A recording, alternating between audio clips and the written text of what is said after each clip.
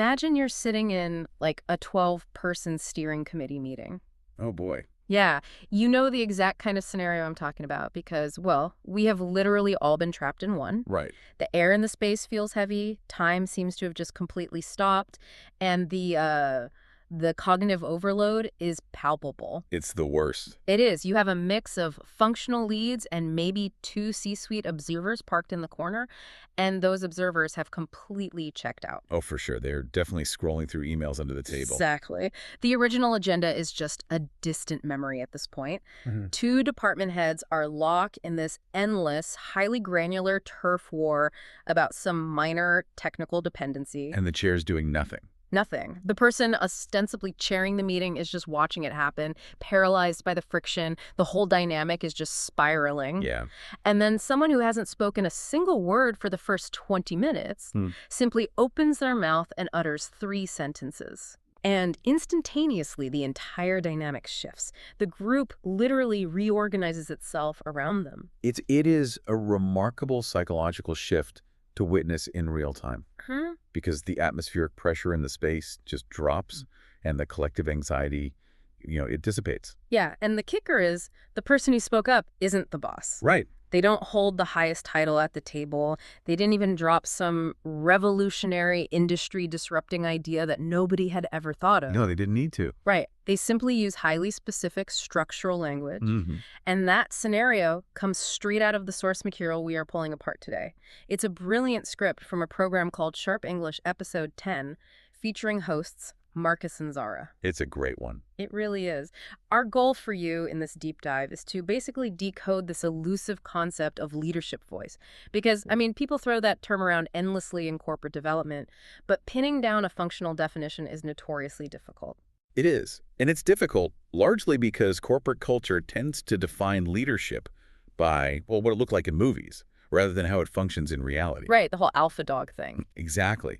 If we look at the baseline Marcus and Zara established in the source, we have to start by just stripping away that corporate mythology. Okay. Leadership voice is not about radiating unshakable confidence. It's not about formal authority, and it literally has absolutely nothing to do with your seniority or your job title. Okay, I have to admit, I struggle with that premise a bit. How so? Well, if we take away confidence and we take away the formal authority of being the boss, what is the actual mechanism at play? Like, what is actually left? The source defines it in a purely functional, highly measurable way. It is simply the ability to make a conversation feel clearer after you speak than it was before you spoke. Oh, wow. Right? It is the active reduction of confusion. You don't need a dominant, table-pounding personality to achieve that. That makes a lot of sense. You just need language choices that signal to the group that you are a person who sets direction rather than someone who, merely waits to be told where to go. The active reduction of confusion. I really like how pragmatic that is. Very pragmatic. And the promise we're making to you today is that by the time we finish this deep dive, you will have the exact learnable phrases Marcus and Zara teach to signal this kind of leadership at any level of your organization. You really will. You will see proof that you absolutely do not need to be the loudest voice to shape the outcome of a high-stakes conversation. Yeah, and to achieve that active reduction of confusion, we have to look at the mechanics of stopping a spiraling conversation. Right. Because when a group is locked in a turf war, the human instinct, especially if you're frustrated, is to step in and try to play dictator. Oh, totally. The instinct is to jump in and say, hold on, everybody stop talking. We are way off track. Yes. But doing that burns political capital. You might stop the spiral, but you alienate the entire group in the process. You do. In the Sharp English script, Marcus and Zara introduce the first major language move, and it functions very differently. The phrase is, let me offer a framing for what I'm hearing. That phrase is just structurally brilliant when you examine the psychology of a typical argument. How so? Well, when people are debating a technical dependency, they aren't just arguing about software integrations or timelines. Right. They are experiencing what psychologists call ego threat. Ego threat. Yeah, their professional competence feels under attack. So if you step in and say something like, look, what's actually happening here is you are essentially triggering that ego threat all over again. You are pouring gasoline on it. Wow. Saying what's actually happening is attempts to claim ultimate authority. It positions you as this supreme judge who holds the only correct interpretation of reality. And nobody likes that guy. Exactly. Naturally, the people who are just arguing will redirect their defensive mechanisms toward you. That makes total sense. But the phrase, "let me offer a framing," completely bypasses that defense system. The word offer is an act of humility. Oh, that's subtle. It is. It positions you as a peer contributing a service rather than a boss demanding compliance. You know, I read that phrase and immediately thought of a sports referee. Oh, I like that. But, like, usually a referee stops a chaotic play by blowing a shrill whistle.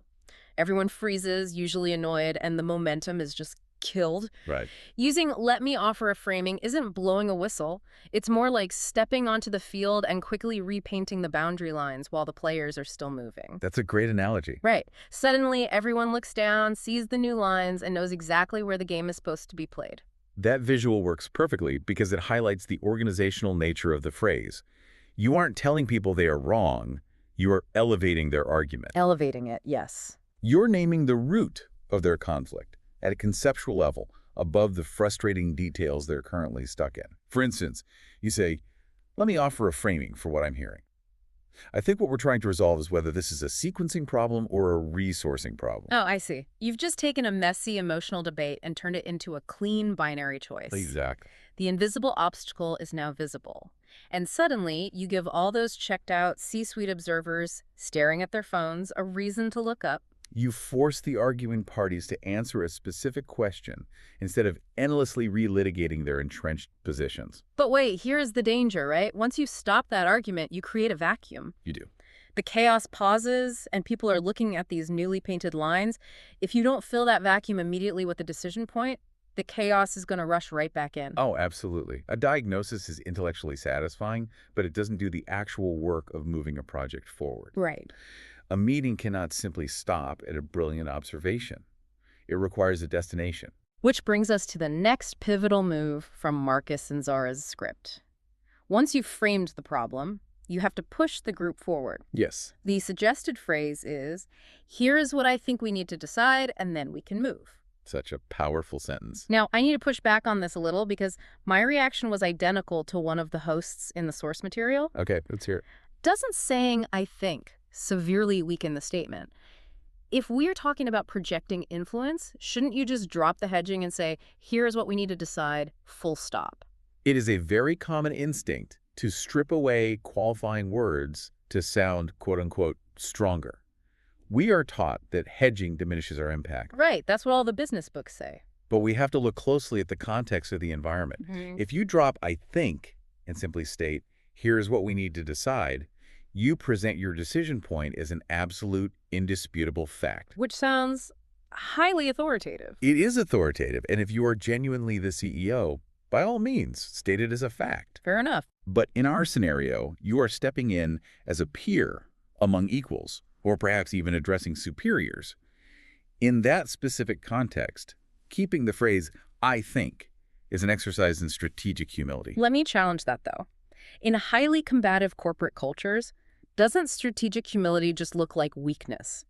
Not necessarily. Like, if I say "I think," am I not just exposing my neck and inviting someone to shoot my idea down? Not if it is paired with a highly accurate framing. By saying, "here's what I think we need to decide," you invite the group to confirm your framing. It feels collaborative rather than dictatorial. So you're pulling them in. Exactly. It is significantly more powerful to offer a framing and have the group eagerly validate you, saying, "yes, that is exactly what we need to decide," than it is to assert it as fact and risk them pushing back just to protect their own status. Okay, I see the distinction. If they feel you are executing a hostile takeover of the agenda, they will reject your framing even if it's perfectly accurate. Right. It becomes a battle of egos instead of a project discussion. And the data actually supports this collaborative approach. The source references a really compelling study from the Center for Creative Leadership. Oh, I remember this part. Yeah, they analyzed executives to determine who actually gets rated highest for leadership presence by their peers. And what did they find? The highest rated individuals are not the ones who speak the most frequently or the loudest. They are the ones who speak most usefully. Wow. The sheer volume of contribution means very little compared to the precision of the contribution. For anyone listening who might be an introvert or who speaks English as a second language, that data is incredibly liberating. It really is. The alpha personality model is not a prerequisite for influence. Leadership communication is a precision tool. It's about waiting for the right moment, stepping in, and deploying a phrase like, "and then we can move." Yes. Those 5 words are a promise to the group that the meeting will actually produce a tangible result. It signals that the wheels are finally going to catch. Okay, so you've framed the issue, you've named the decision, the gears are turning. Right. But human nature guarantees that someone will try to drag the conversation right back into the weeds. Oh, inevitably. They'll bring up an obscure edge case or try to reopen the turf war you just shut down. How do you protect this new focus you've built without breeding resentment? Well, agenda management is arguably the trickiest part of professional communication because you're navigating status in real time. Right. But the script provides a phrase for this exact hurdle. I'll hold that and come back to it, but let's make sure we've resolved the immediate question first. Functionally, how does that bypass the ego threat we talked about earlier? Because it is structurally generous. Generous. Yeah, when someone interrupts to bring up a tangent, they're usually seeking validation for their idea. This phrase gives them that validation. Hey. It says, your point has value and I'm going to hold on to it. It doesn't dismiss their contribution, but simultaneously, it firmly establishes the immediate priority. Right, it tells the group what the focus is, in plain language, without any drama. You're acting as the chair, providing a service to the group, which prevents it from feeling like a power grab. Yes, a service. But that makes me wonder, if these specific phrases build status, there must be a whole set of phrases that actively destroy it. What is the anti-vocabulary we need to avoid? Marcus and Zara highlight 2 major traps that undermine highly competent professionals every single day. Okay, lay it on me. The first is a classic. Sorry to interrupt. Oh man, I have definitely used that one. We all have. We say it to be polite, right? To smooth over the social friction of jumping into a conversation. We do. But analyze the psychological weight of that apology. Okay. You have waited, you have actively listened, and you are about to say something critical enough to halt the conversation. Why begin by apologizing for offering something of value? That's a really good point. It signals that you feel you are committing an offense by taking up space. And the source notes a documented sociological pattern here. This phrase is disproportionately used by women in mixed professional settings. It places an unnecessary psychological burden on the speaker and diminishes the impact of the contribution before the actual point is even made. That is a massive paradigm shift. You are essentially preloading your statement with a discount. Exactly. Stop apologizing for taking up space when you are about to add value.